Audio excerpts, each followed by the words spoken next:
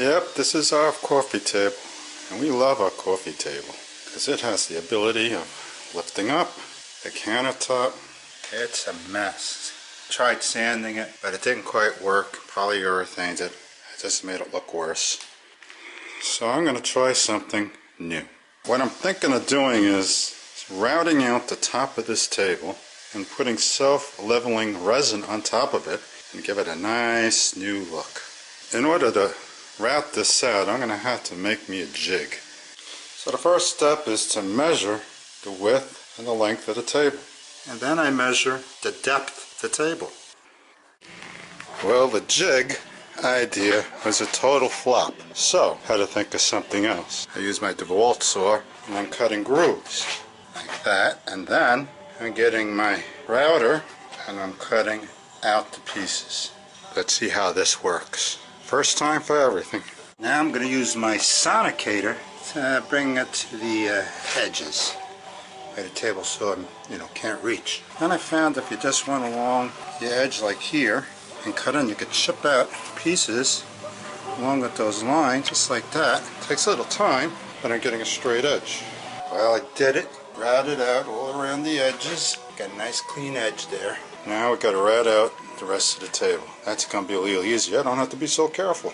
We're going to put shells in here and sand, so it's not going to be really necessary for me to smooth all this out. Our shells can only be so deep. After all, the table is only so thick, so I can only go so deep in this. Tomorrow we'll clean out the rest of this wood and start arranging shells. Well, it's the next day, and I thought that since using the circular saw, cut those edges worked out so well, why don't I just cut lines in the top of this table and see if it makes it easier for me to route this table to one level.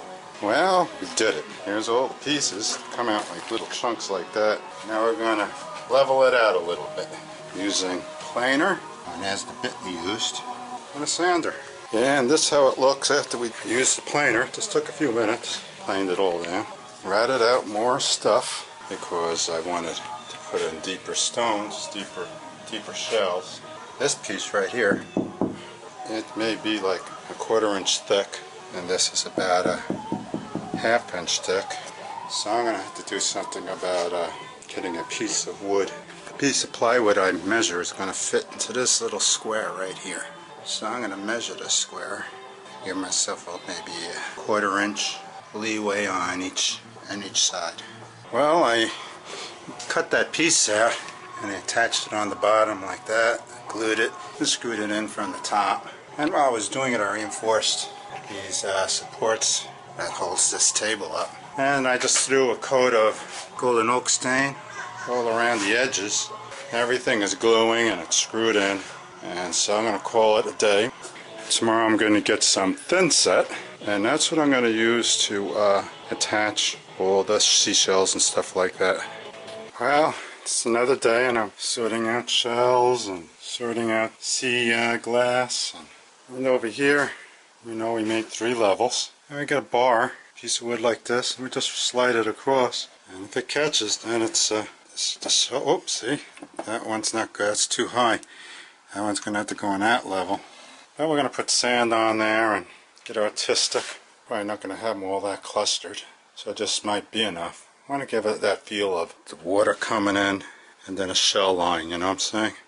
Okay, so we covered our tabletop with quick set, and now we're going to put all these here shells on with my wife. Well, we placed all the shells and all the sea stone and all the rocks and the pebbles and covered it with the sand, squished it down with a sponge. Put all these shells on, as I showed you before. Just pasted them on using thin set, and now I'm going to mix my epoxy. So I got one of these little containers you get out of the Chinese food place. They give you the soup in a quart container, and I got a coffee cup and I measured 2 equal marks. And then what I did is I put the hardener in first. We're trying this one stuff first, the Promarine. You put an equal amount of the tabletop epoxy on. Yeah, I attached this mixer tool because you want to mix it really good with my drill so I could make it go slow. And then I added sand. after I mix it all up, I got some of this beach sand and I put it in this here container and I mix it up using my tool till it was nice and homogeneous. With my tabletop clamped down so it stays straight, it was sort of warping, so I got these pieces. And then I poured the epoxy sand mixture down. What I'm trying to do here is give the illusion, when it's all said and done, that a wave's coming in, and it's coming over the shells, and it's got sand in it. So then I poured it, and then I sprinkled more sand on top of it to give that feeling that the sand is mixing with the water as it comes to shore. Got to make sure the shroom is warm. So what I did is I got the Eden Pure, and I'm keeping track of, because we want the temperature to be between 75 and 80. And in fact, before you mix this stuff up, you got to make sure this stuff is between 75 and 82. Now I went with this stuff because it's a little less expensive. Is there a difference? I haven't the faintest idea. I never did this before. Oh yeah, by the way, one thing you have to do is after you pour this stuff, you gotta get a torch, or you get, you know, this hot air paint remover type gun, and you blow it over it and you can see all the bubbles just popping. Now it's not so much important right now because, you know, when a wave comes in it bubbles. I didn't really concentrate on getting rid of all the bubbles. Well, it's the next day and this is the result of my tabletop experiment. Epoxy is hardened, it's very hard. And so now we're going to prepare another coat. But what I'm going to do is I'm going to do another quart of epoxy and continue with this illusion of you see water coming in, like a wave coming in, and you see the difference in color of the sand. Well, this is where I mix the sand with the epoxy, giving it that wet look as the water's coming in, and over here is that dry look. So we're going to continue with that today. You know, you could spend lots of money buying containers to mix your epoxy in, but I got all these tons of these things from the Chinese food place when I buy a quart of soup. So I'm going to get this cup, I'm going to fill it with water, I'm going to make a mark, then I'm going to fill the cup again, I'm going to make another mark. You fill it to the first mark with hardener, and then you fill it to the second mark with the resin, and you mix it together. Alright, so there's where my first cup came up to. Yeah, and there's where my second cup came up to. So I empty this thing out and dry it off and bring it downstairs and do the resin. And we have our mixing tool ready to go. And this one is to do the sides of the container so that it doesn't make bubbles. That's what those holes are for. And we got our epoxy hardener and our tabletop epoxy and our container, our safety glasses. Now we're going to mix this stuff up. That's how it looks like before I mix it. Well, instead of mixing like I did last time the sand, I put the sand in and then I sprinkle it along this edge. And I used half the epoxy, which is now flowing down like wood water. And I got some more epoxy left. Now I'm going to add that. Here's my sand. And I'm going to add that now to where I applied the sand. When I poured the epoxy resin, I'm just letting it flow out like water. Some places where it stopped, I might help it along with a brush.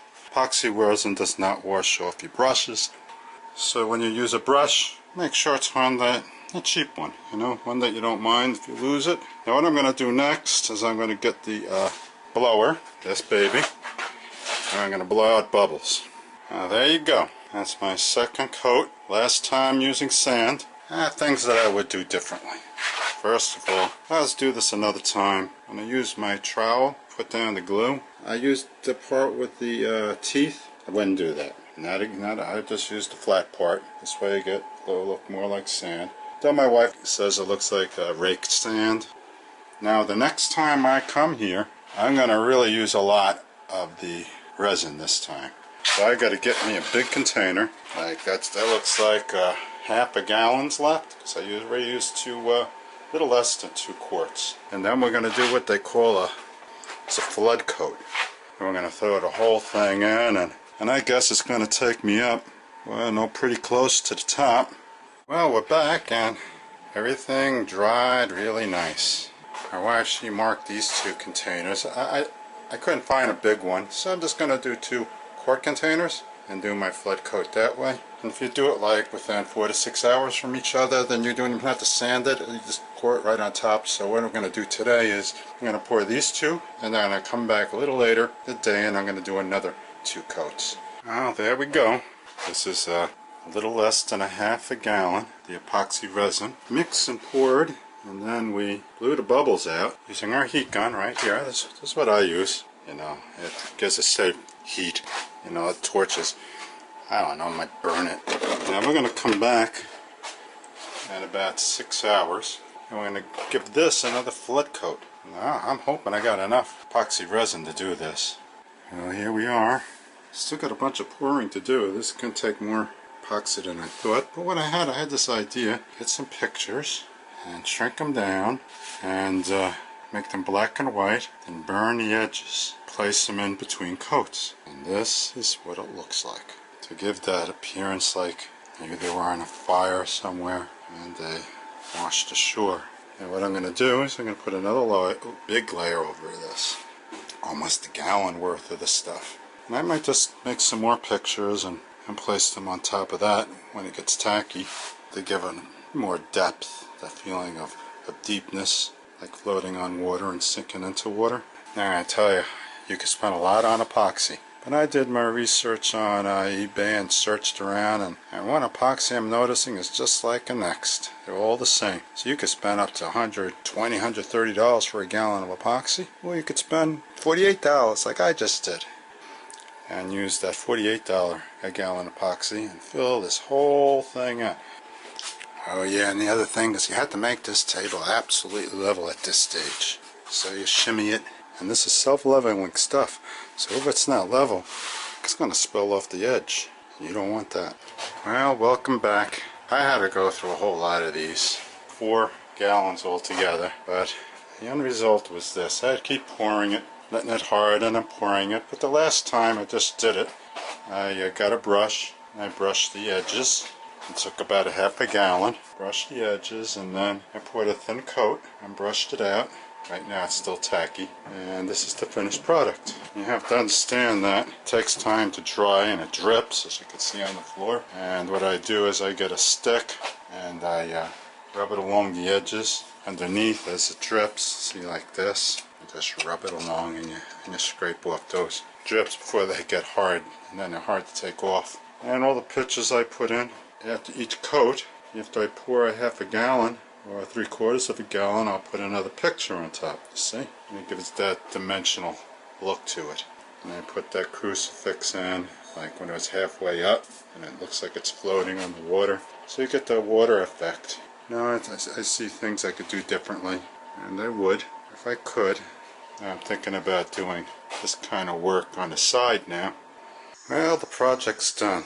The base part, I just threw a little coat of stain on it and another coat of satin polyurethane just to cover the scratches of the restored piece.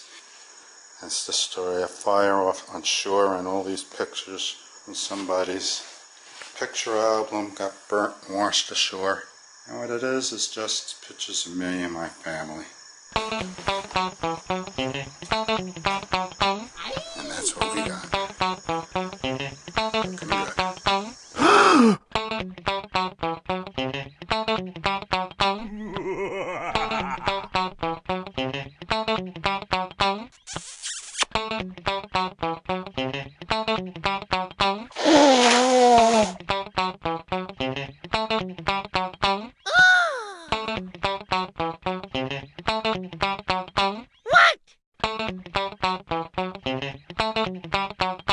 Whoa!